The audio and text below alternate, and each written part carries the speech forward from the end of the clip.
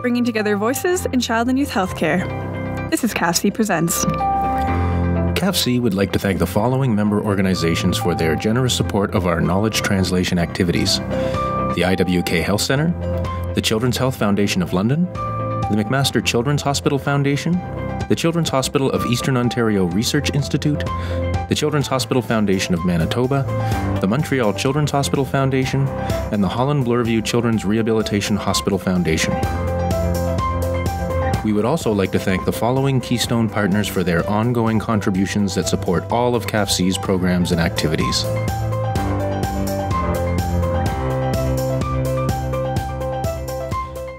Hello everyone, and welcome to today's episode of CAFC Presents. My name is Doug Maynard and I'm the Associate Director at CAFC, the Canadian Association of Pediatric Health Centres.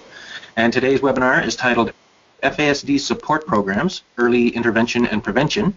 And as always, we have a great presentation today. So today's session is our third and final session in our most recent partnership with the Public Health Agency of Canada.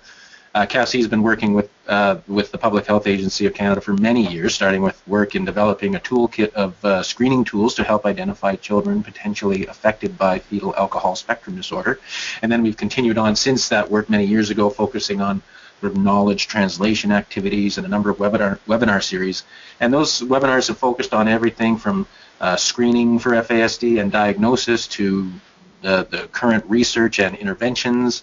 And more recently, we had this year, and as part of this series, we had presentations on stigma and prevention and early intervention and all of those very interesting topics with some very excellent speakers. And all of that is available on the CAFC Knowledge Exchange Network if you want to go back and see any of those presentations. So it's been great to have the continued support from our colleagues at the Public Health Agency of Canada. In particular, I'd like to thank Heather Cahy and Holly McKay for their support and contributions, and we have them on the panel as well, so you may hear their voices later on. I'd also like to welcome Dr. Gail Andrew once again. Dr. Gail Andrew is from the Glenrose Rehab Hospital and is in Edmonton, Alberta, and is also the co-chair of the Canadian Network of Child and Youth Rehab KT and Research Committee. CINSR, the Canadian Network of Child and Youth Rehab, is that segment of CAFC's membership that focuses on the delivery of rehabilitation services. And Dr. Andrew often joins me as a co-host on our rehab-related sessions. So I'll just hand the microphone over to Dr. Andrew. Over to you. Thanks, Doug. And I'm very excited about this presentation because child health is really linked directly to women's and mothers' health. So the more we can do to support women, perhaps we'll do a much better job with our next generations of children. Fetal alcohol spectrum disorder is very common. About 1 in 100 individuals are living with FASD. It's hard to get a direct number because of the limited diagnostic capacity, but that diagnostic capacity is increasing. The FASD is a neurodevelopmental disability that is associated with maternal consumption of alcohol during that pregnancy. And it's manifested in a variety of ways, from learning disabilities, difficulties with memory, planning, cognitive flexibility, and ultimately adaptive functioning. It's a lifelong disability related to the brain damage from the prenatal alcohol exposure. And as a result, individuals living with FASD require lifelong extensive supports that crosses multiple systems of care, from health, education, social services, and in some cases justice. It's very costly. And there are new Canadian guidelines just published in the Canadian Medical Association Journal in 2016 around the diagnosis of FASD. It's been said that FASD is theoretically 100% preventable by abstinence of alcohol use in pregnancy. However, we forget to realize that alcohol is actually deeply rooted in the psychosocial determinants of health, and women are especially vulnerable to issues such as poverty and lack of positive support systems. And this may explain why some of our primary prevention messaging and posters and coasters and awareness campaigns really have not reduced FASD. We need more targeted programs, and this is what we're going to hear about today: 3 different programs in Canada that are targeting women who are most vulnerable. And they'll have some similarities, some differences, and I think this will lead us to a very active discussion at the end of these 3 presentations. So I'll turn it back to Doug to introduce our first presenters. All right, so now let's get on to introducing today's panel. I'm not going to introduce the whole panel at once because we have quite a large panel. We are bringing people from 3 programs, and this was a conversation that started at one of the CINSER meetings where we talked about the PCAP program in Alberta as being a program that has gone through an evaluation where they demonstrated with some data that the effectiveness, et cetera, of the program. And it turns out there were a number of other programs across the country that have received similar evaluations. So we have some data to help understand the outcomes and the effectiveness for these programs. So that's where the motivation for this presentation came from. So we're going to be hearing from the Insight program that comes from Manitoba, the PCAP program from Alberta, the Alberta Parent-Child Assistance Program, and then from Ontario, from the Toronto area, the Mothercraft's Breaking the Cycle program. So first off, we're going to introduce the speakers as each one is presenting their program. And so first off, we're going to hear from Dr. Chelsea Ruth from Manitoba, from the Insight program. And Dr. Ruth is a neonatologist that works in the newborn intensive care unit in Winnipeg, and she's also a research scientist at the Manitoba Centre for Health Policy. And her research focuses on how the outcomes for Manitoba's children are affected by their newborn circumstances. So I'm going to hand the virtual podium over to Dr. Chelsea Ruth. Over to you. Hello. Thanks for asking me to come and speak to you today. I am going to talk, as mentioned, a little bit about the long-term outcomes of Manitoba's Insight Mentoring Program. Just for a point of clarification, I don't work for the Insight Program. We did this evaluation in conjunction with representatives from the program and from Healthy Child Manitoba who administer it.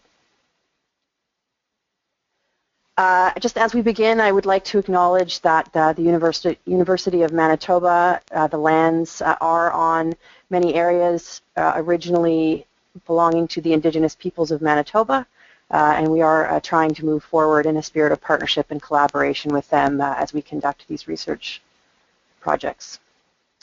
So what is Insight? Insight is a provincially funded program, as I've mentioned, in Manitoba. It works with peripartum women, so women who are pregnant or recently about 3 to 6 months postpartum, so having just delivered their babies. The program itself runs over 3 years and has been running since the late 1990s. It started at 2 sites in Winnipeg and has since expanded across the province. For those who are unfamiliar with Manitoba's geography, Manitoba has 2 medium-sized cities. Winnipeg is our largest city, and then we have a city in just west of Winnipeg, Brandon, which is near Portage, where one of our rural sites are, and then a city up in the north, Thompson, and then the rest of the sites here would be smaller cities servicing some rural areas. The program is set in the cities. There are similar programs to Insight in the province run on some of the reserves and in smaller areas, but we'll just be focusing on the ones run in the cities. It is modeled after the PCAP Birth to 3 program in Seattle, as many mentoring programs are. There are multiple modes of entry, so women may come into the program having been referred by a provider or self-referral or referred from other community programs. And it targets women who are not adequately connected to appropriate community services who have difficulties with alcohol use. It is targeted only at women of 18 years of age or older. So the principles of the Insight program are to connect with the highest needs women. So as I had said, women who are not adequately connected to available social services and who continue to use alcohol in pregnancy along and have other multiple risk factors for poor health outcomes. It continues to work with women whether they abstain, reduce, or don't change their use of drugs and other substances. It works with women regardless of whether they retain guardianship or are seeking guardianship of their children. And setbacks are recognized as an integral part of the process. It's heavily based on a trauma-informed and a harm reduction philosophy. And it's all accomplished via the work of the mentors who engage with the women to help the women connect to services and set their own goals to change their health-related behaviors. The mentors themselves are not peer mentors, but are paraprofessionals, so they don't necessarily have any formal training outside of the program, but they have trained before they become mentors in the program. So how did I get involved in this evaluation? So I work for the Manitoba Centre for Health Policy, which is a department within the University of Manitoba who conducts research, both grant-funded research and research at the behest of Manitoba Health. And we have a very large de-identified data repository. So it's mostly administrative data, so data collected for other reasons. And this is just a little diagram of all of the different databases that we have. All the data in the system is de-identified, so that means that it has no names, addresses, information that would allow us to identify any of the participants. And it's linked using our provincial health number, which has been scrambled again to prevent anyone knowing who the participants are. So we conducted this research with a large team, myself, another co-investigator from MCHP, as well as representatives from the program and various support and analysts. As well, there was a large advisory group of people from the health system and from the program itself and from other interested parties. So we enrolled Insight, the program at the time that we conducted this evaluation, which was now started a couple of years ago. There had been over 500 women who had been enrolled in the program. We had to exclude the women in the early years of the program as the data quality was not fantastic at that time, and we excluded a few women under the age of 18. So we retained a sample with sufficient information to evaluate how they had been doing. As we were interested in looking at outcomes after women left the program, we had to exclude women who were still enrolled in the program when we started the evaluation. So we ended up with just over 200 Insight participants to look at what had happened to them during the program and then after they'd left the program. So what did we find when we started to look? So first we looked at how the characteristics of the women who joined the program, because we wanted to make sure that this program was reaching the women at highest risk and our women with multiple risk factors. And we did find that. There's lots of data in this report, and if you'd like to look, take a deeper dive, I would direct you to the Manitoba Centre for Health Policy page where you can access the report itself. But we did find that the women were a highly vulnerable population who were not adequately connected to social services. This was one of the most shocking results that we found, even to the people who were advising us who were intimately familiar with these patient populations. 60% of the women enrolled in the program had initiated their use of alcohol at less than 14 years of age, and many substantially younger than that. And we do know that early initiation of alcohol use is a risk factor for ongoing substance use and the development of issues in that area. So when we looked at the women in the program, what happened to them, comparing them before the program, during the program, and then at program exit, we did find, as has been found in many other programs developed along this framework, that the program had a significant impact on the participants during their participation. They had increased connection to the social services that were available to them. They reduced their alcohol use both in and outside of pregnancy, and they increased their use of contraception. And again, these were the goals identified by the women. There were no externally applied goals to the program. So I'll show you a few pieces of data around that. So there were some data limitations in that some of the information was collected differently at different times in the evaluation. But we did find that the women demonstrated increased uptake of uses of food banks, because food insecurity is a problem, increased use of mental health services, and increased use of social housing services. We can see that in the yes column over here. We did find, though, that there were many women who still at program exit demonstrated an unmet need for services around intimate partner violence, which we know is another significant issue that many of these women face. When we looked at use of drugs and alcohol during the program, There again were some issues with the way the data was collected at different points, and unfortunately harm reduction data was difficult to access despite that being the philosophy of the program. We did find that many women, just over half, reported no alcohol use during their pregnancies while in the program, and this was from a pattern of very high-risk use prior to the program.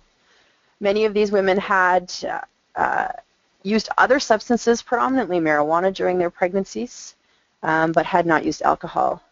And well over half had reported at least one 6-month period of abstinence during the program, with only a brief relapse during those 6 months.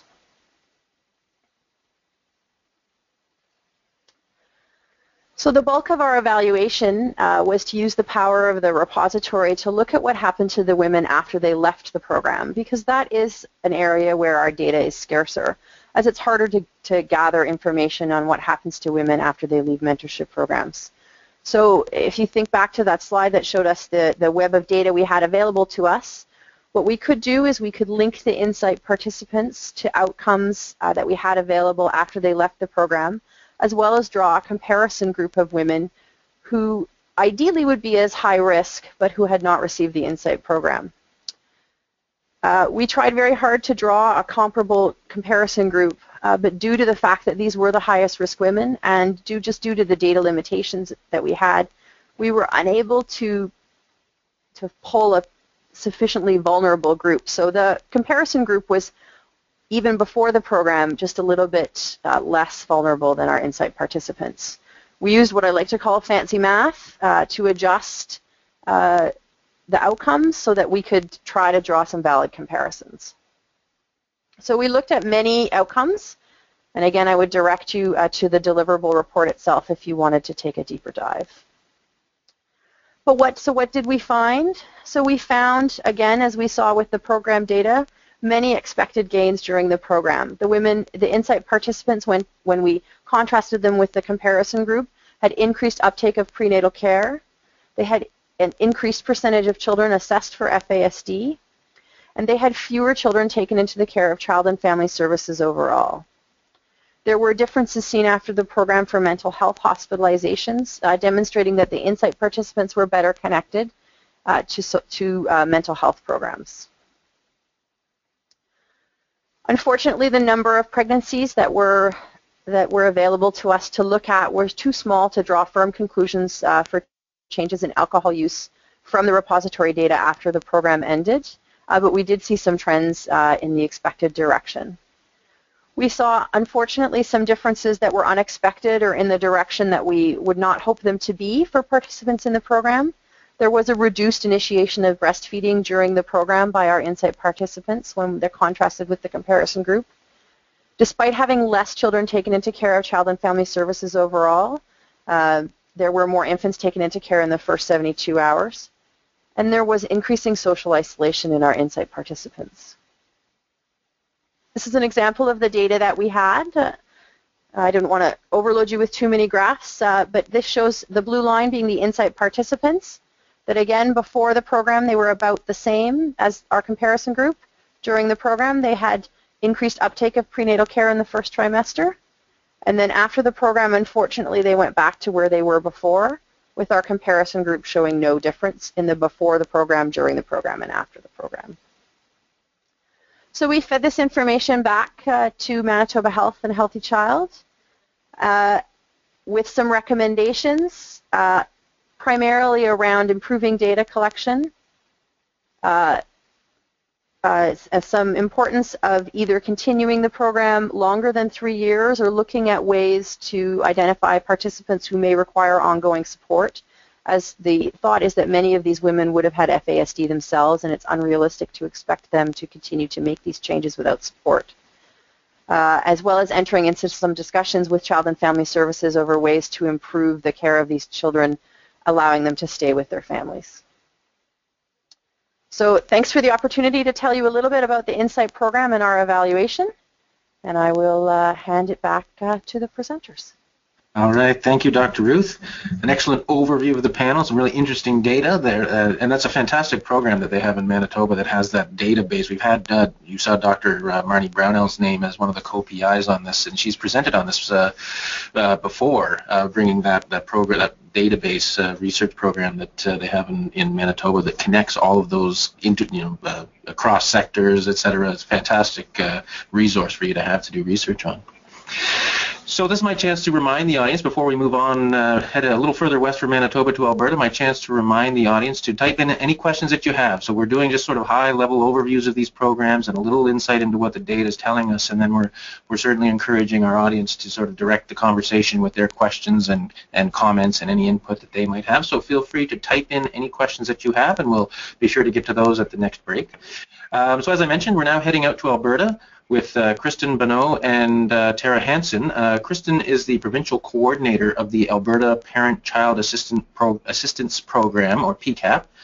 And since 2013, she's been managing projects that support PCAP programs around Alberta and has assisted in the development of the Alberta PCAP Council's organizational infrastructure. And joining her is Tara Hansen. And Tara joined the Alberta Centre for Child, Family and Community Research in 2008 as the Executive Director of Business and Partnership Strategies. She leads the provincial research, evaluation, and knowledge mobilization initiatives. And Tara led the Year 5 and Year 7 evaluations of the Government of Alberta's FASD strategic plan. So it's my pleasure to hand the virtual podium over to Tara and Kristen.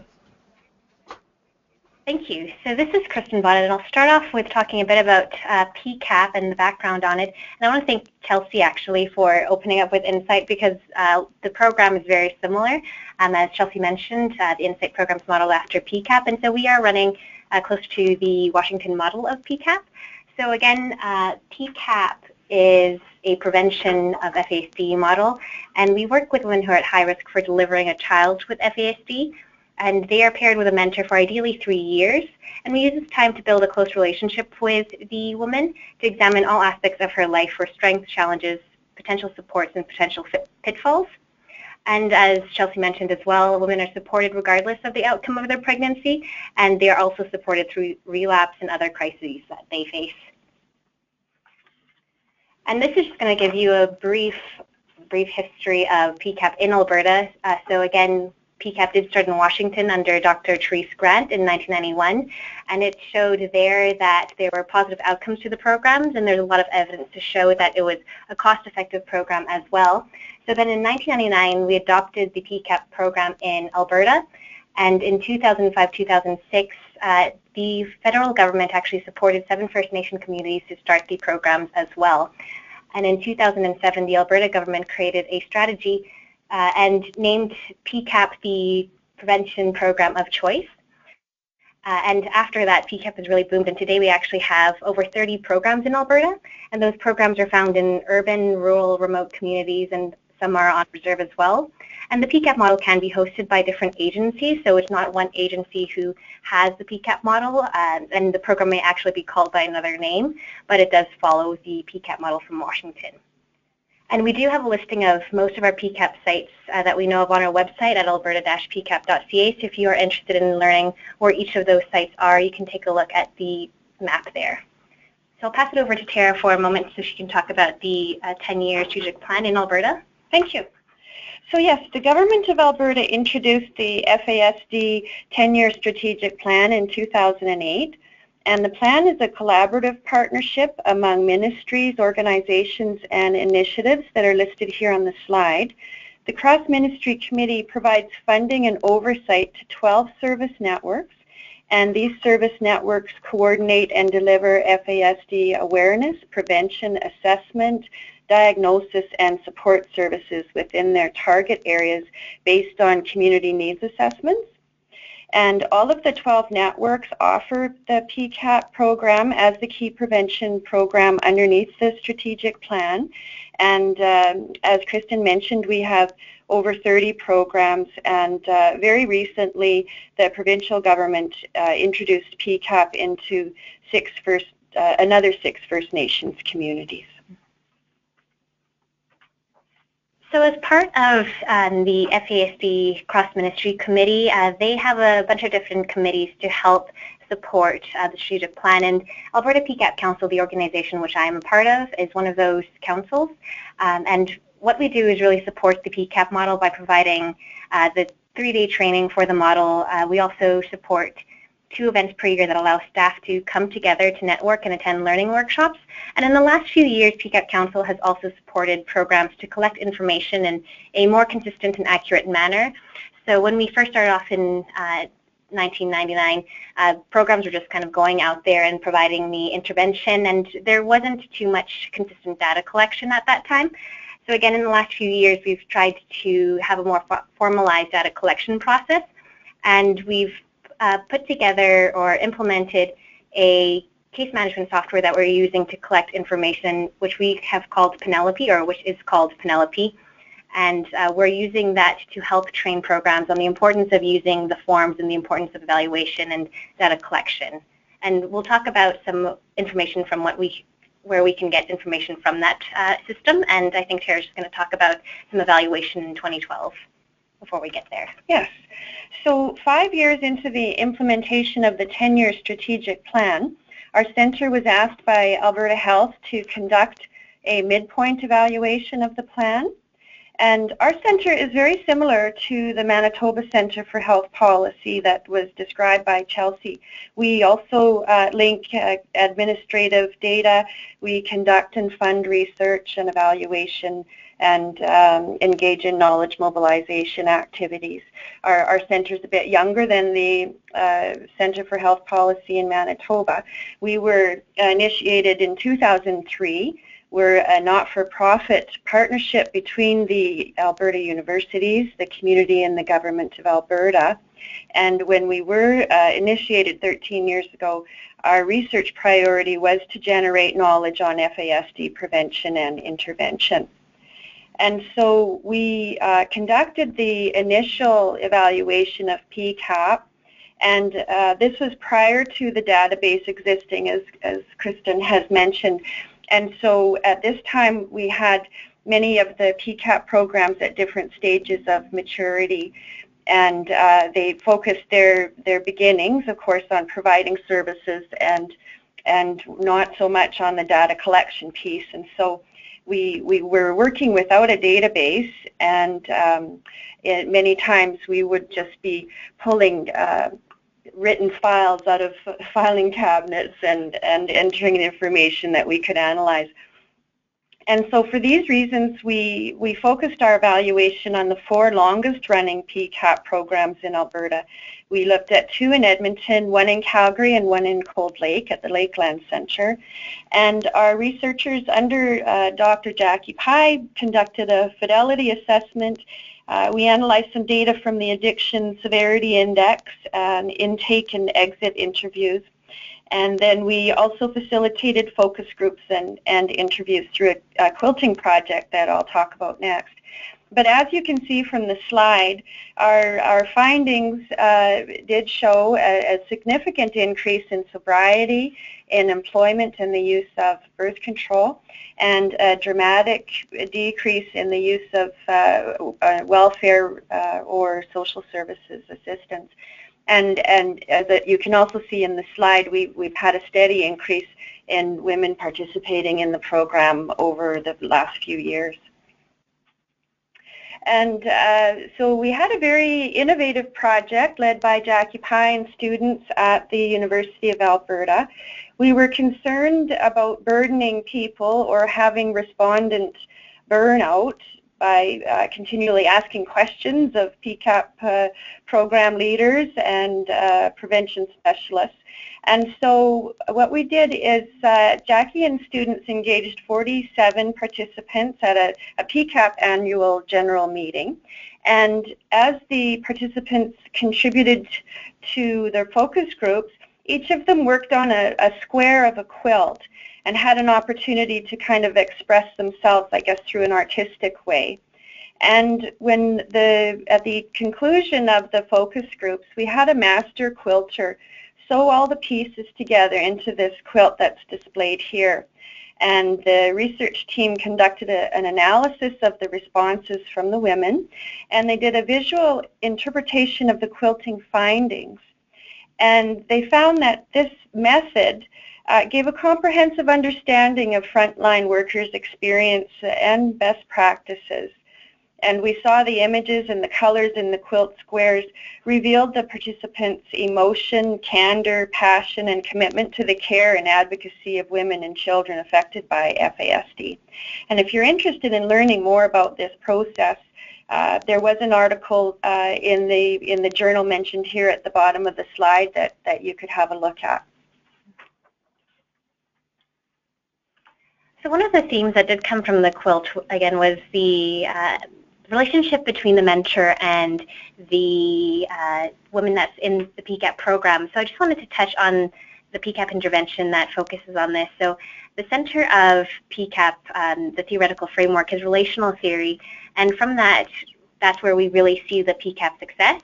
And so we do try to focus on that because we believe that sometimes that relationship with the woman is even more important to her growth and development than the concrete services that she is receiving, just especially since she's had a troubled past and has a hard time trusting service providers.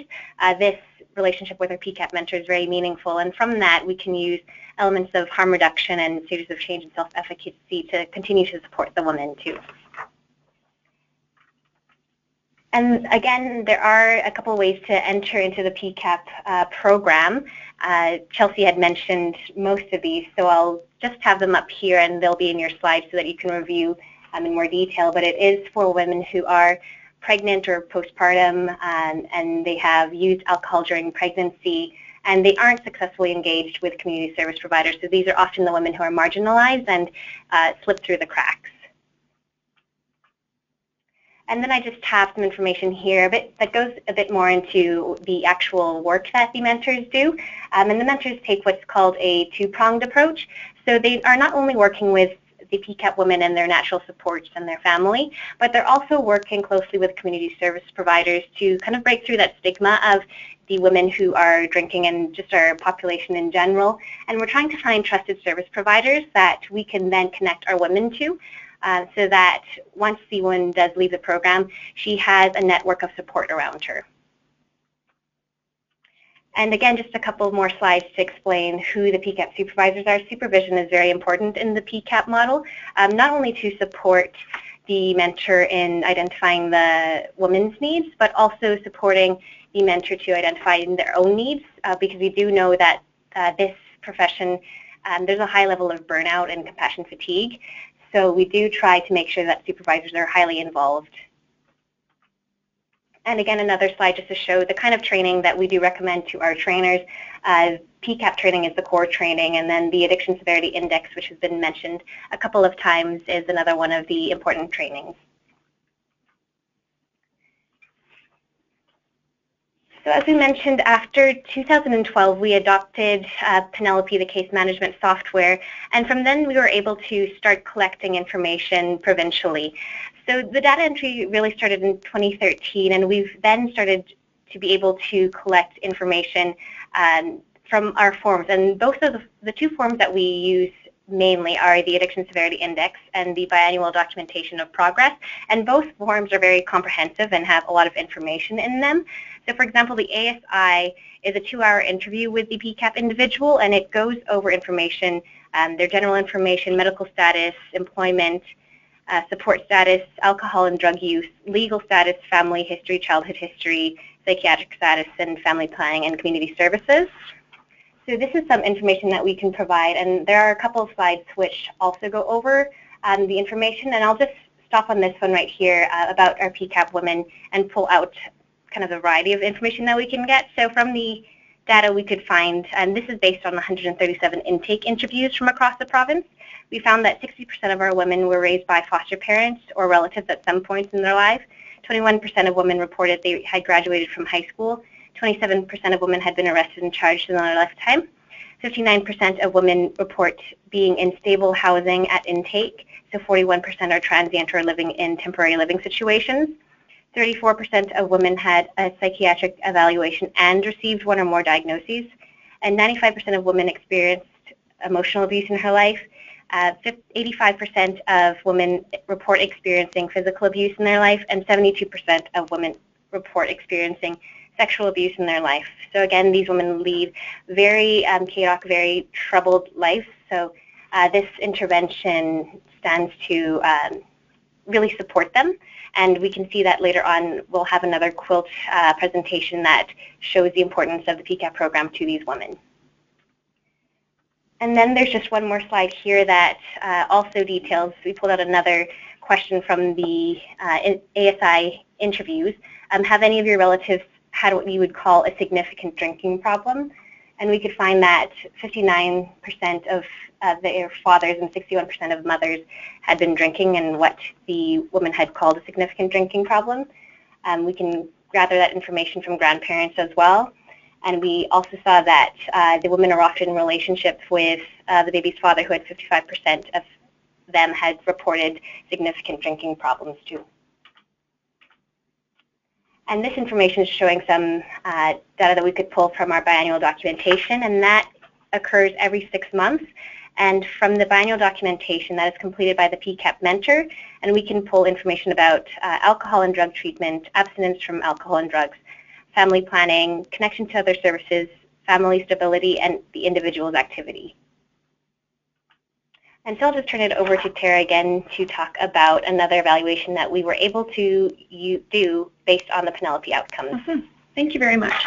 So we conducted the Year 7 evaluation of the Year 10 strategic plan, and this time we did have access to the data created through the Penelope database, and it was very newly created at that time. So I think Kristen has shown you information that we've been able to glean from the data even since this evaluation. But what we did find confirmed that women that have addictions to alcohol and drugs have a lifelong struggle, and the longer duration in the program, we found the increased use of birth control, decreased number of births, of course, and more safe pregnancies through the reduction of an abstinence of alcohol. There was also a study done in Alberta by the Institute of Health Economics, and they estimated that with every 31 prevented births that we looked at between 2008 and 2011 of the program, that there would be a monetary benefit of $22 million that could be saved through the prevention of these alcohol-affected pregnancies. And the economic experts who conducted the study really considered that these numbers would be an underestimate. So valuable contribution financially as well. And I just wanted to go over one more study before Tara talks about current evaluations that we're doing. So our last qualitative project that we just did, and actually we did it with Dr. Dorothy Badri, who I know also did one of these webinar sessions. We put together a PCAP quilt, and this one is from actually the mentees' point of view, so the women who are in the PCAP program. In 2012, we took the staff's point of view on PCAP, and so we wanted to look again at the women's point of view. And what we anticipated was that the women would show a very similar process that the staff did. So the staff took us through a process of grief and loss, hope, love, but also emphasizing that pain is part of the PCAP process. But what we found actually was that the women all illustrated squares that were very bright and very hopeful and loving and showing their appreciation for their PCAP mentors. We had comments within the group like, my PCAP mentor is like my sister, or that I had never trusted other women before until I came into this program and met my PCAP mentor. So it was a great opportunity to be able to focus on some of this qualitative research as well, in addition to the quantitative research. And it's just great that Alberta is able to support providing a venue for women to express their stories in this way. Fabulous. So in terms of evaluation and next steps, our center will be conducting the Year 10 evaluation of the 10-year strategic plan. we'll start planning for that this year and begin collecting data to deliver a report in 2017. Also, we're currently working on evaluating the PCAP programs that were recently introduced into 6 First Nations communities in Alberta. And for that project, we'll be looking at, what is a PCAP First Nations program model, and in what ways has the program resulted in improved participant outcomes for those families supported. We'll be investigating how PCAP may contribute to increased community awareness of FASD, and in what ways the relationship impacts program delivery and outcomes. So those are some of our next steps. I've been inspired by the evaluation that Chelsea spoke of, so I think we'll look and see if we can maybe follow some of that model and maybe do some comparisons to generate some increased knowledge about these programs. And I guess we are at our end, Kristen. Yes, thank you. Thank you. All right, so thank you very much, and lots of great stuff to look forward to. Looking forward to that 10-year evaluation, and to see how this plays out in the First Nations communities. I think that'll be interesting to see if this is what kind of changes need to be made to the program to apply in that setting. That will be very interesting. All right, so we're now going to, and again, please do type in any questions that you or comments that you think you might have. Type them in at any time, and we'll get to those at the next break. But right now we're going to move from Alberta, we're heading east to Ontario, to Toronto, with Margaret Leslie and Dr. Mary Motts. They're joining us from the Mothercraft's Breaking the Cycle program, and Margaret is the Director of Early Intervention Programs at the Canadian Mothercraft Society, and her clinical experience for almost 30 years has been in the areas of prevention and early intervention services for families and young children living in conditions of risk. And Dr. Mary Motts is a clinical psychologist at the Mothercraft's Breaking the Cycle program, and Dr. Motts' clinical experience has been in the area of assessment and treatment of infants and young children whose developmental and mental health is at risk due to maternal substance use. So my pleasure to hand the podium over to the Breaking the Cycle program folks in Toronto. Thank you. It's Margaret. Mary and I were delighted to have been invited to be part of this webinar and for the opportunity to tell you about Breaking the Cycle. Our presentation today will be based on an evaluation research study that was recently completed with the funding support of the CIHR Institute of Gender and Health. Was conducted in collaboration with York University, the University of Toronto, and Queen's University here in Ontario. The study resulted in the publication of a number of academic papers, but also in a report called the Mother-Child Study, Evaluating Treatments for Substance-Using Women, a Focus on Relationships, that's available at mothercraft.ca if anybody wants to have a look at that.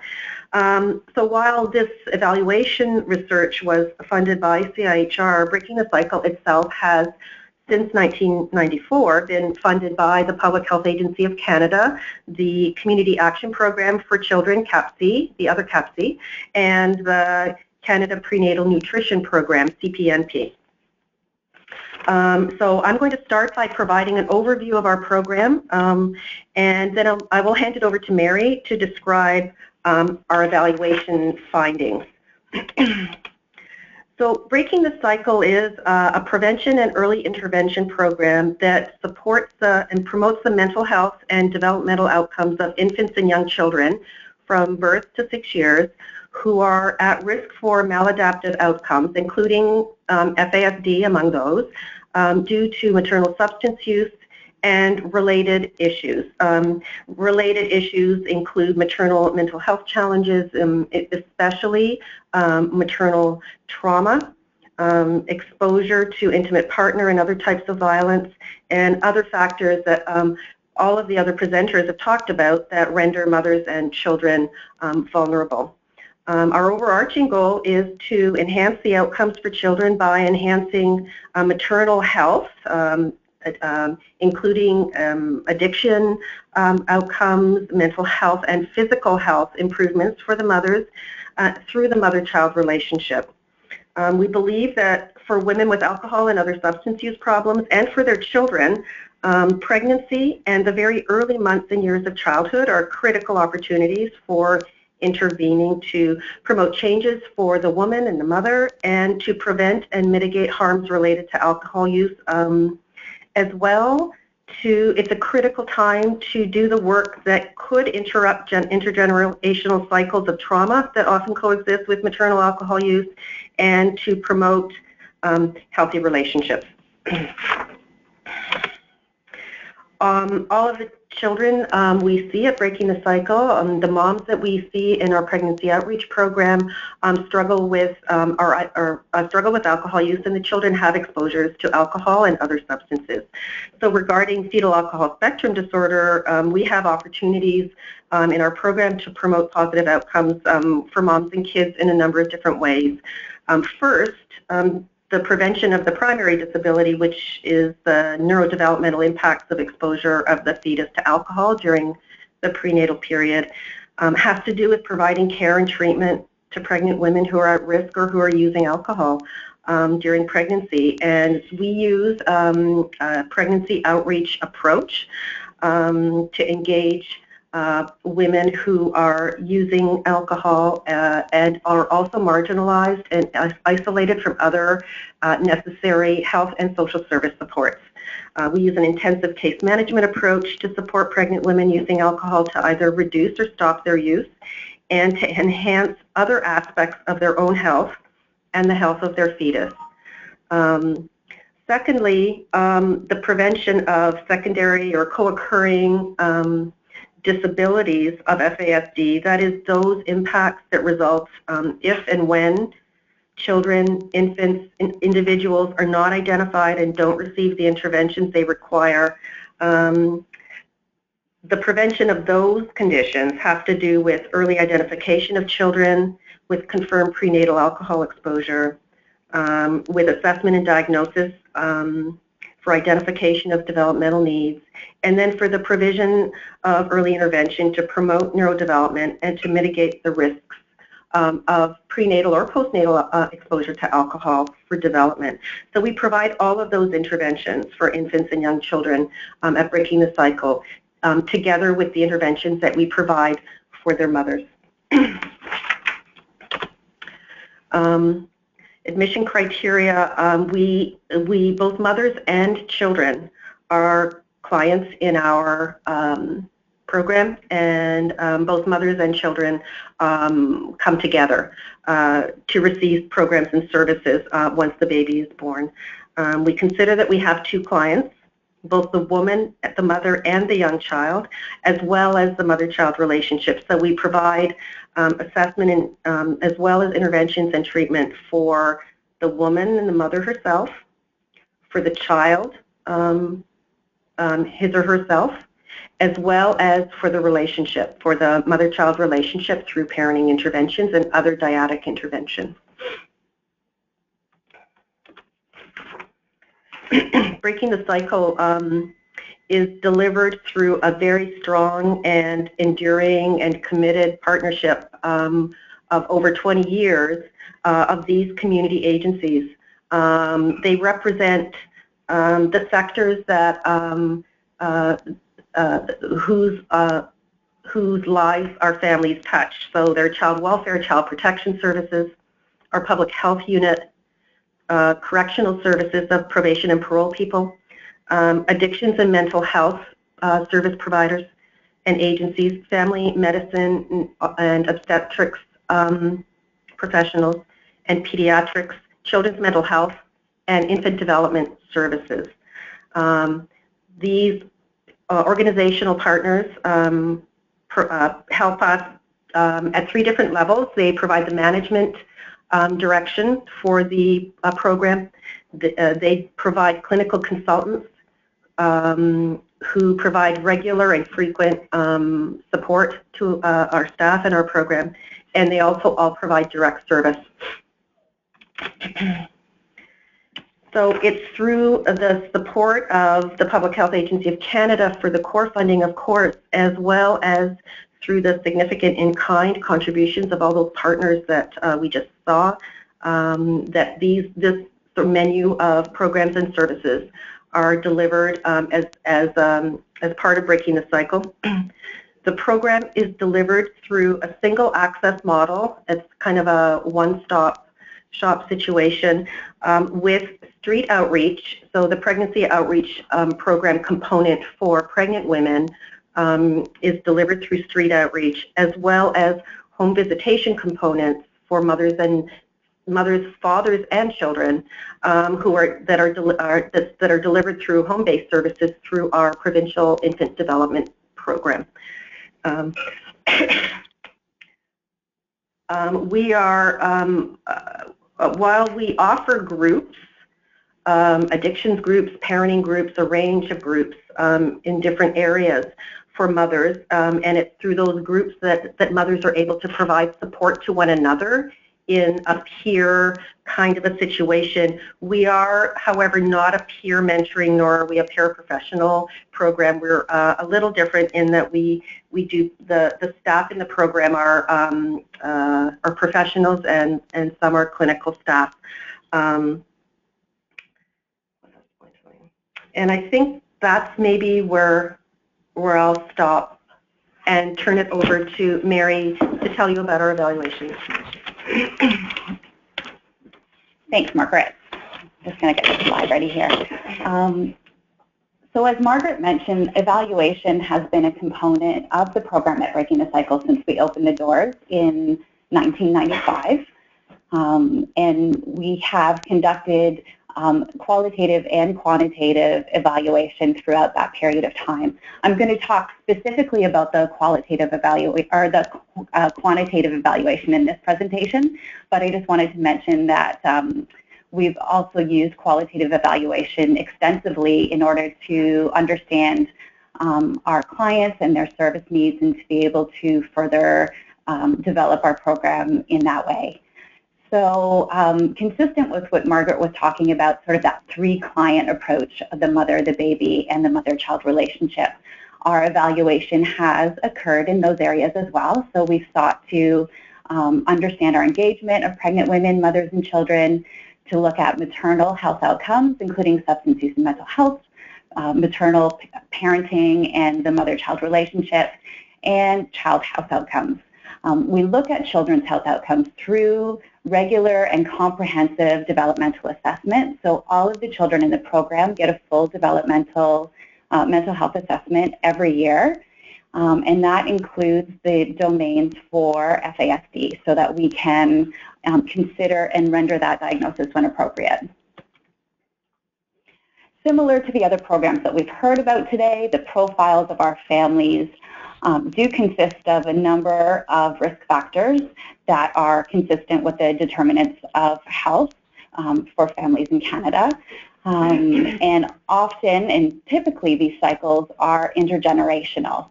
So our families for our community are the highest risk families of mothers and children that are still together. That being said, oftentimes kids will go in and out of care, and we do continue to provide care or to provide service for children and their mothers when there is a temporary separation. Our mandate is that there needs to be a plan for the reunification of that family for us to continue to provide service. And again, I'll point out, and I know that the other programs pointed out too, that due to those histories that our moms have, that we can assume that there's probably FASD within that population as well. So I'm going to talk a little bit about some of our general evaluation findings, and then I'm going to continue with a specific study. But generally, from our pregnancy outreach program, we know that when we're able to identify and engage women earlier on in the pregnancy, so in the first and second trimester, that versus the third trimester, that there are significant health improvements for the mother, but also for the baby. And so those improvements are listed here that we've found. We've also found that when women are identified earlier in the pregnancy, that they are more likely to complete treatment goals and to maintain their recovery at time of discharge from the program. In regards to our postnatal service, so the Breaking the Cycle, that huge range of services that Margaret talked about, when we look at pre and post treatment areas, that we found some substantial changes, and so these would be pre and post treatment. And our treatment is, we see families actually anywhere sort of from 1 appointment to 6 years, because we have a mandate to see children up until they're 6. But I would say typically families are involved in our program for about 2.5 years. So I know that the other projects have talked about that necessity for being able to provide service over a long range of time, and due to the needs of these families, and so that's what we've tried to do with our program.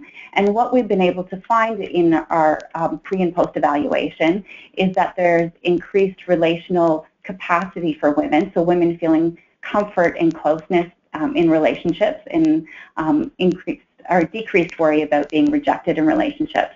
We've also found decreased reports of violence, increased reports of relational support. Women are reporting fewer mental health symptoms with respect to their depression and anxiety. And when we look at mother-child relationship outcomes, we're seeing higher maternal empathy. At both time points, pre and post, we're seeing high parenting satisfaction and efficacy, but increased sense of parenting competence and maternal-infant attachment at post-treatment. Probably most interestingly and excitingly for the program is that when we're looking at the development of the children that we see in the program over periods of time, that regardless of the fact that there has been prenatal alcohol exposure and a myriad of other risk factors that we've mentioned, that for the most part, our kids are developing along a fairly typical trajectory. So we're really seeing that early intervention effect that has been written about a lot in more recent literature, especially with related to epigenetic studies, and so that we can see that we've been able to have an impact on the early development of the kids that we see at the program. I'm going to talk now a little bit more specifically about an intervention study that we've conducted recently, and that was where for the first time we were able to have a control group for the women at Breaking the Cycle. So this study specifically looks at outcomes for women, and that was for a couple of reasons. One was that the control group that we used for the study, although provided services for women and thought about them in the context of their maternal role, that there wasn't that dyadic intervention and child development services available that we have at Breaking the Cycle. So there was less access to the children, but probably more honestly and specifically, we just didn't get funding to be able to carry out that part of the evaluation as well. So, we're holding out that maybe for the future. But what we were able to do was compare a sort of standard integrative treatment for women and children, and with our relationship-focused intervention, as we call it at Breaking the Cycle, and looking at outcomes related to maternal substance use, maternal mental health, and relationship capacity. And what we had expected was that we would see a reduction in substance use, and increased confidence for resisting substance use, and improved mental health symptomatology in both groups. But at Breaking the Cycle, to see an increased relationship capacity and maybe even an ameliorated effect in those other two areas. These are some of the measures that we used for the study in the 3 areas. So the drug taking confidence questionnaire and portions of the addiction severity index, also depression and anxiety measure, and looking at adult attachment and perceived social support with respect to maternal relationship capacity. And what we found, and I'm going to refer to the graph on the right-hand side, was that for both programs that there was a decrease in addiction severity as we expected. But with respect to increasing confidence to resist using substances, we found that the Breaking the Cycle program, which is the one in pink, that the slope of change was actually more significant for our program. When we looked at mental health improvements, we found for the control group, which is in blue, that things look largely the same for those moms pre and post intervention. And this was a one-year study, so we just looked at the first year of treatment.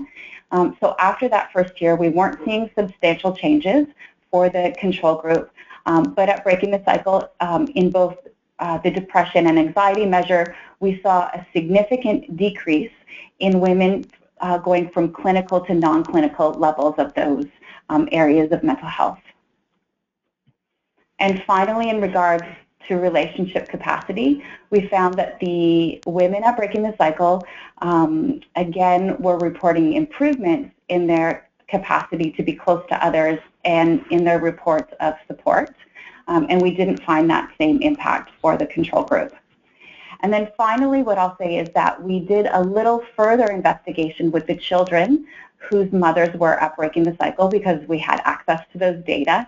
And what we found is that when women reported improved relationship capacity, that those were children who had less severe externalizing behaviors, as well as better working memory than children whose mothers were reporting those improvements. So our conclusions with respect to effective interventions for children with substance exposure and who are at risk or who have received an FASD diagnosis and their mothers include really a comprehensive range of integrated services that would be of an attachment, developmental, relational, and trauma-based lens, that we need to integrate services for children and adults, that those services are comprehensive, that there's some longevity to them, and that they are assessment driven, and that the primary intervention is through the mother-child relationship. Thank you. Thank you very much for that presentation. Once again, fantastic presentation. A little bit different spin on it than the other two programs, as you mentioned, the peer support piece and all of that, but still a very, very interesting set of data that you were able to pull out of this evaluation. All right, so we do have a few questions in the queue, but before that, maybe we'll just ask Gail if you have any comments or any thoughts that come to mind after hearing these three excellent presentations. Anything that comes to mind you'd like to share with the audience? I think all three programs really show that with being creative and doing things flexibly in different communities, you can achieve quite similar outcomes, and outcomes of supporting mothers and just try to get out of this multi-generational cycle, and by focusing on the positive relationship development. And I'm a developmental pediatrician, so of course my big interest is in the outcomes for the child. And although the Alberta and Manitoba models didn't discuss outcomes for the child, just as I practice in the province of Alberta, I see anecdotally in the kids that I see, when the mothers are better supported, our children's outcomes is much better. We actually did within my own clinic, the first year that our clinic was in operation for diagnosing fetal-alcohol spectrum disorder, we had a pilot project of working with all the PCAP moms and their children. And those, the children were more likely to remain in the care of their mother. There was less trauma experienced by the children while their mothers were supported in the program, and better access to health care and developmental care for the child. So as I said at the beginning, that indirectly how we support the moms really affects the child outcome. And one of the cost analysis I'd like to bring forward, how can we not do this? The same Institute of Health Economics study here in the Institute of Health Economics in Alberta, so the total annual cost of FASD in Canada is a conservative estimate at $6.2 billion in 2009 dollars. So how can we not invest in these programs? So I'll leave that question out for everybody. All right. Well, thank you very much for that. Excellent sort of thought to leave everyone with there. How can we not invest in these programs? All right, so let's get to some of the questions that we have coming in. The first question is about just maybe it may just be clarification from the presentation from our colleagues in Alberta at the PCAP program. The person asking the question was just noticed that or thought you had mentioned at the beginning of the presentation that the program was introduced in 7 First Nations communities in 2005, 2006. And then later when presenting the FASD strategic plan, you mentioned the province introduced another 6 First Nations communities. Is that a total of 13 First Nations communities that use the PCAP model in Alberta on reserve? And then with the evaluation to be at the end that you mentioned, there would be an evaluation in 6 First Nations communities. Are these new communities or are these the 7 original First Nations communities that you mentioned? Just looking for clarification on that. Sure, thanks for the question. Yes, the 7 First Nations communities that have PCAP, those were introduced through the federal government, so those were federally funded programs.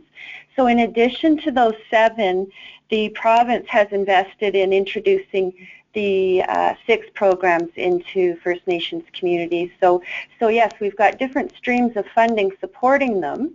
And so we've got a total of about 13, and we also have programs on Métis settlements. Did you want to add anything? Oh, and sorry, the evaluation, the other part of the question, the evaluation that we're initiating right now is focused on the provincially funded programs, so the new 6 that have been introduced. Did you want to add, Kristen, anything to that? No, that covers it. Thanks, Tara. All right, thank you for that. The next question came in still with the Alberta program. Mary's asking, how did Alberta manage to convince their government to begin to run the PCAP program? What was helpful, and what wasn't helpful, and sort of from advocating for the development of this program? Do you have any knowledge of when the program was initiated and the sort of the advocacy that went into getting the funds for this? Well, you know what, I'm going to ask Gail to comment on that because I know Gail's been around from the very beginning, but I will tell you that when we presented the Year 5 evaluation results to our assistant deputy ministers, and Gail was present at that as well, they were very impressed with the PCAP model, and they told us, generally, keep doing more of that was our instruction, but I'm sure Gail can provide you with more history. Well, back in the history, it goes back to 3 provinces in the 1990s, Manitoba, Saskatchewan, and Alberta, who decided that FASD was a priority in each of those provincial jurisdictions. And why don't we, as 3 provinces, work together? So this became the Canada FASD partnership, and the Alberta chose to look at developing diagnostic criteria for FASD. Saskatchewan looked at some of the prevention messaging, awareness campaigns, and target prevention. Manitoba looked more in depth at these targeted prevention programs. And all 3 provinces were already linked to the work going on in Seattle, Washington, led by, from the diagnostic perspective, Sterling Clare and Susan Asley, and in the prevention perspective with Therese Grant. So we had this kind of partnership with Seattle, and very quickly the Canada FASD partnership embraced BC, territories, Yukon, so it became the Canada Northwest, and we developed through that. It was supported by all of the governments. So all of the governments were working towards the 3 pillars of FASD: diagnosis, intervention, and prevention. So that's the history of, and the governments came forward not just with endorsement that this was a good idea, but we received substantial funding from all jurisdictions. And that has morphed into what is now the Canada FASD Research Network. So I think historically we've had the goodwill and the financial contributions of the government.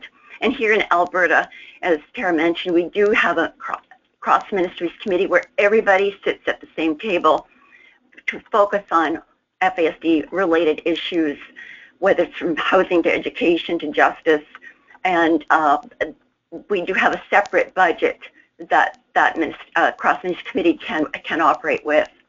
So I think it's goodwill and money. Ruthie, you mentioned that you were not part of the Insight program per se, but more part of the evaluation of the program. So I'm not sure if you have anything to contribute. As Gail mentioned, a lot of it came from seeing the model in Washington and going from there. Do you have any knowledge of the program in Alberta and the motivation to start it, and how easy or hard it was to make that program happen?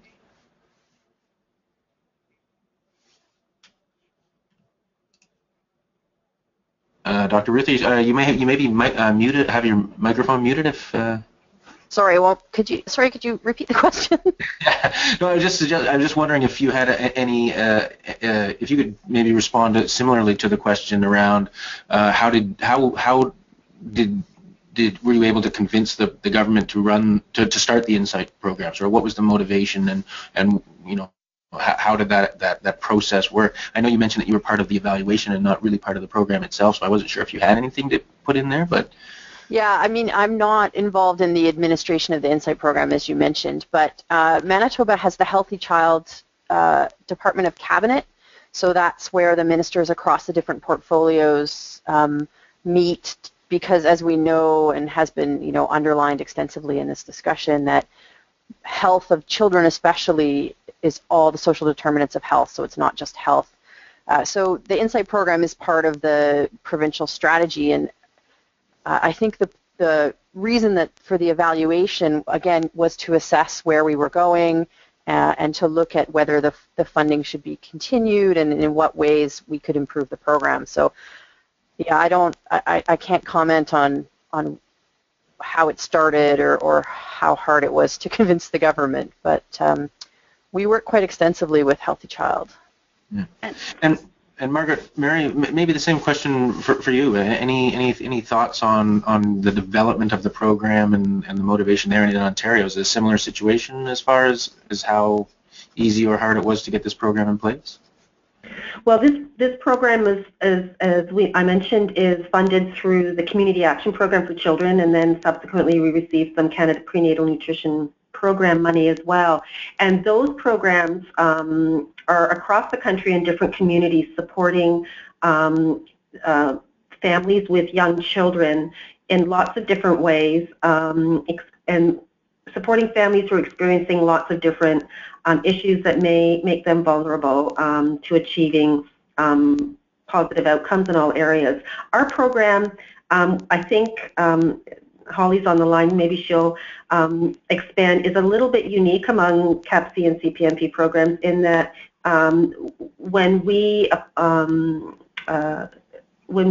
applied for funding to deliver a program in our community, we had a big problem in our community with substance use, access to care for women who are using alcohol and other drugs during pregnancy, increasing numbers of kids who are going into care at birth because their moms didn't have good care during pregnancy or access to good care during pregnancy.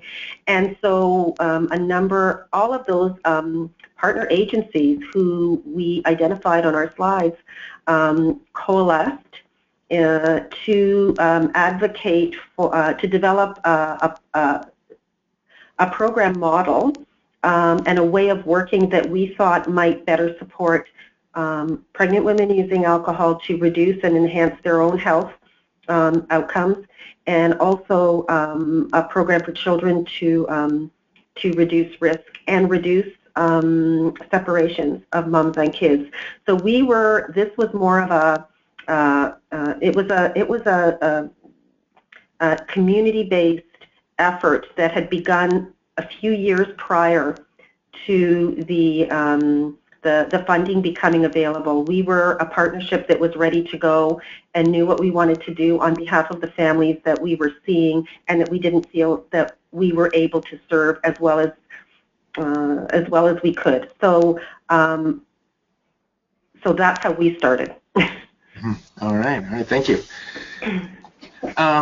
Now, Gail mentioned that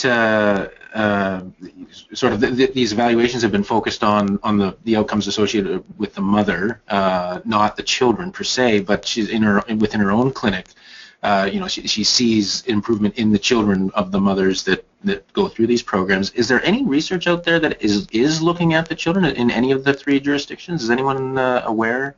Anyone on the panel aware of that? That was one of the questions that I wanted to ask Doug as well. It's Elaine. I mean, talking from Manitoba, we had a few outcomes for the children, but we were mostly limited by the small numbers, and we were focused on outcomes after program exit, and there's so many other things that come in there that we just felt that we couldn't address the question at that time. But it's certainly of interest, and I think with another couple, the program's almost over doubled in size since we did our evaluation. So it's a question for future research, certainly. Yeah, that would be a great question if we could get some, get the data behind the numbers to support the data behind that. That would be excellent. Yeah. We would in Alberta, when Gail mentioned that, Kristen and I looked at each other and recognized that that's a real gap, and it would be ideal to begin to follow those children on a longitudinal basis and look at the outcomes over time. And it's Gail, my comment, the Breaking the Cycle program, because you have the dyadic approach, that you do have the child there and you're able to provide the positive input into reducing trauma, enhancing attachment, providing the positive stimulating environment for early intervention. That's an optimal program. Can that be replicated across all PCAP programs with current funding? That's, again, the barrier. It is the ideal program, and so many of the children that I work with, when we come to the diagnostic endpoint of our formulation of our diagnoses, a lot of our children have the secondary diagnosis associated with experiencing early childhood adverse environments, which theoretically is totally preventable. And again, that's going to, if we can address that early childhood gap, we can improve outcome long term. So I think there's a call out there. We need to do more of this work. We need to look at evaluating what the child outcome is. But we also, on the other hand, need to put in that positive intervention for the mother-child dyad. Margaret, Mary, any thoughts on that, just based on Gail's comments there? Well, I think Gail's absolutely right. And, it's why that when we developed the model, that we developed it with that 3-client approach, knowing that we needed to follow not just the mother, but also the child and the mother-child relationship. So when we support families through intervention, it's assessment-based intervention. So we're assessing all of those 3 areas and developing a service plan based on the needs of that 3-client approach. And we do, and I know we didn't highlight it, but have an FASD diagnostic clinic associated with the program, integrated into the program. And so, that we're able to consider that diagnosis as well as a complete range of diagnoses for children, and that we're able to support and follow children based on their developmental needs, their neurodevelopmental needs, but also their psychosocial needs, and knowing that we need, a comprehensive plan to support them in an ongoing way.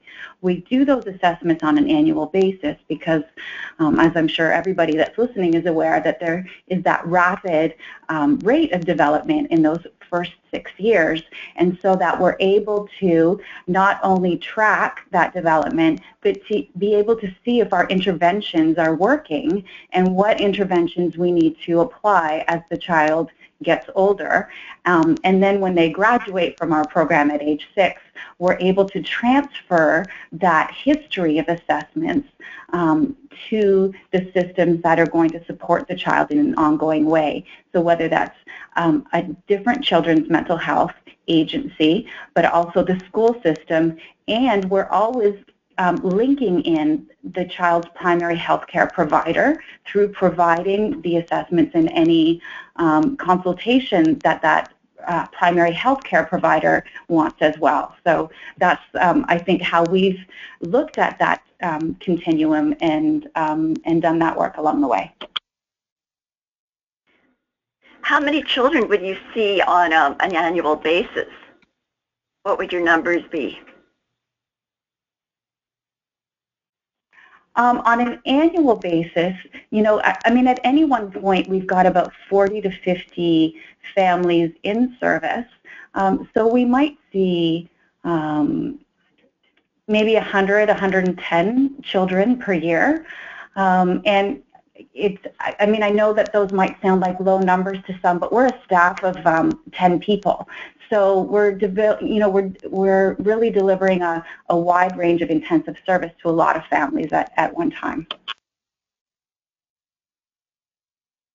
All right, Holly, Heather, anything you'd like to add? I mean, Mary and Margaret were sort of talking about the programs that provided the funding for their work there, and thought you might have some additional comments about that.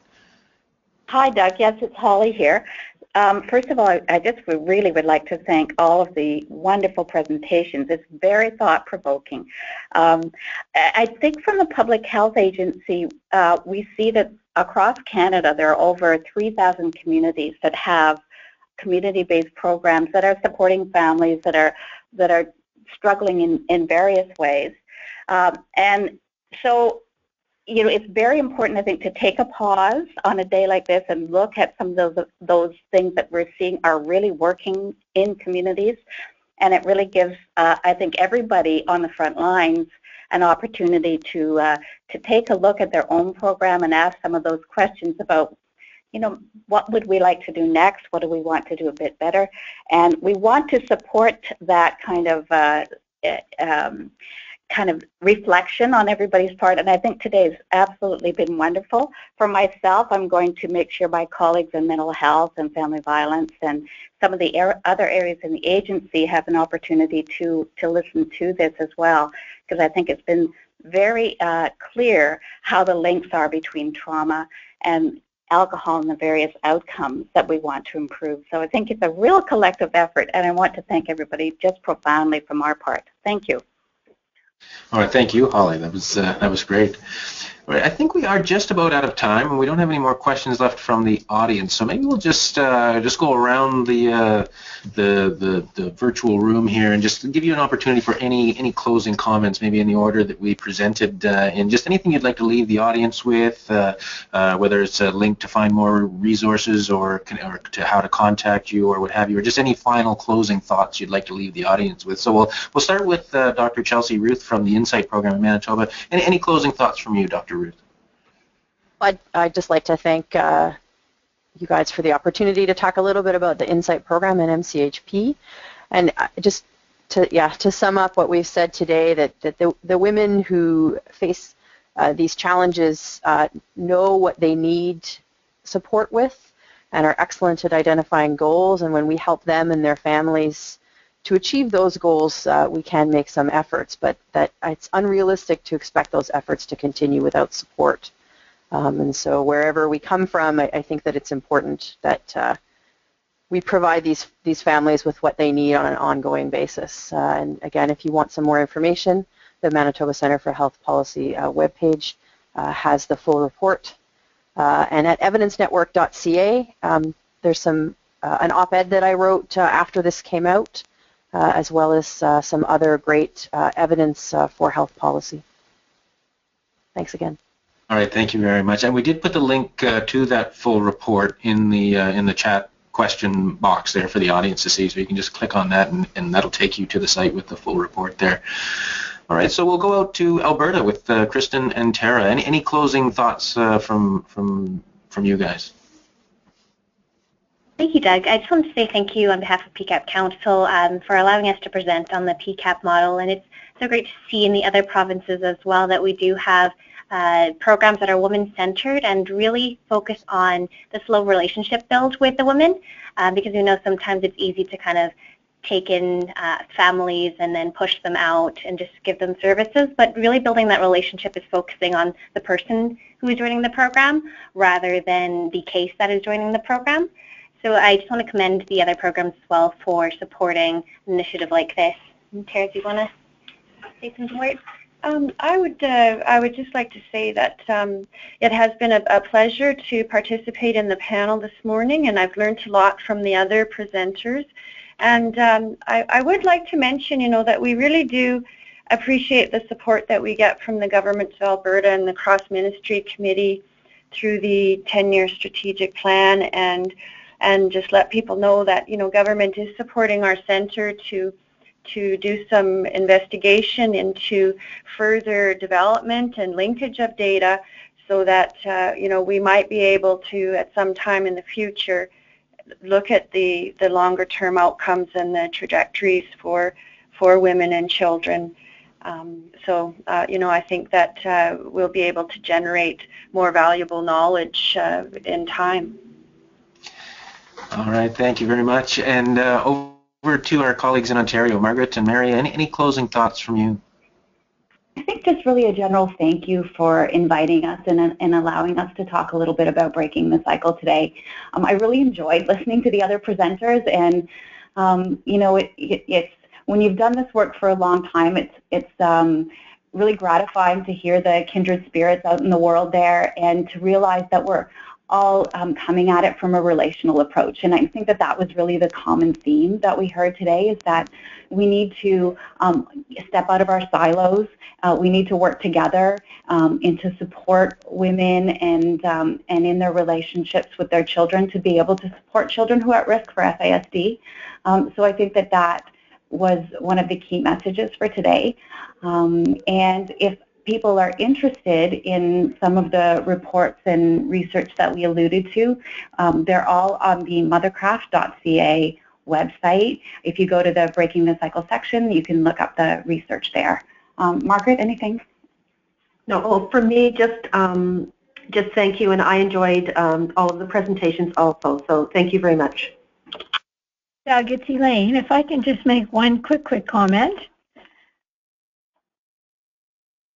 Do we have time just for a moment?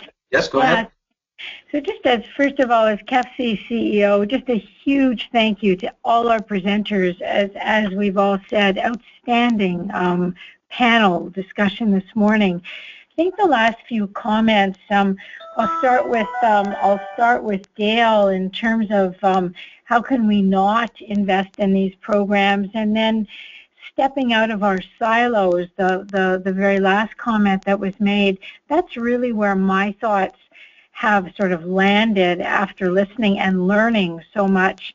And that I think that's a responsibility that, or a partnership that CAFC can continue to support in our knowledge translation commitment to PHAC and to all of PHAC's partners in the area of FASD, but thinking about how we can formally spread the programs, the ability for others to model. So if I just sort of throw out outreach, coming out of those silos or breaking the silos, because there are stellar programs that are making such a difference around reducing trauma, increasing attachment, etc., that really needs to become a national way of the way things are done. So I just put that out, food for thought, just in response to some of that stepping out of our silos and how we can work together to really spread the value of the programs that have been, demonstrated today. So just a big thank you again to everybody. All right, thank you, Elaine. And we'll go for the final word on the whole topic. We'll go over to Holly from the Public Health Agency of Canada for the final comment before we wrap up. Okay, Doug. Well, thank you very much. So this is the last of 3 absolutely wonderful webinars, and Doug, Elaine, and Gail, you have made it happen. And Anne as well, I know you've been working in the background making sure it gets on the air. It's really been a pleasure for us, and I would really encourage everybody that's on the line now to look at the website, look at the other two webinars, which were just excellent. And thank you very much. And Doug, you're just such an eloquent manager.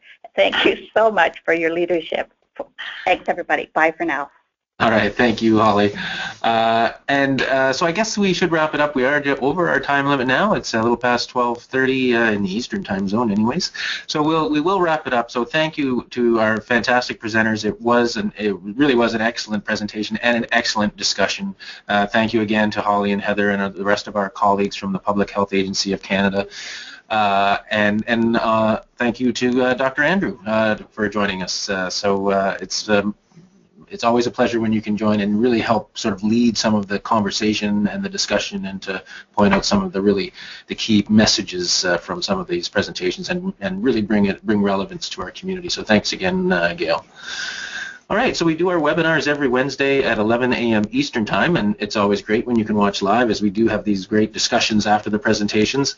But when you can't watch live, we do record these sessions and make them available after the fact on the CAFC Knowledge Exchange Network. We did have a question from Carrie about copies and links of the resources and presentations and that sort of thing. She did miss the first part of the presentation, so just to reassure you, we do record these and we make all of the resources available on the CAN, and you will receive a link from the system. Will automatically let you know when that stuff's available.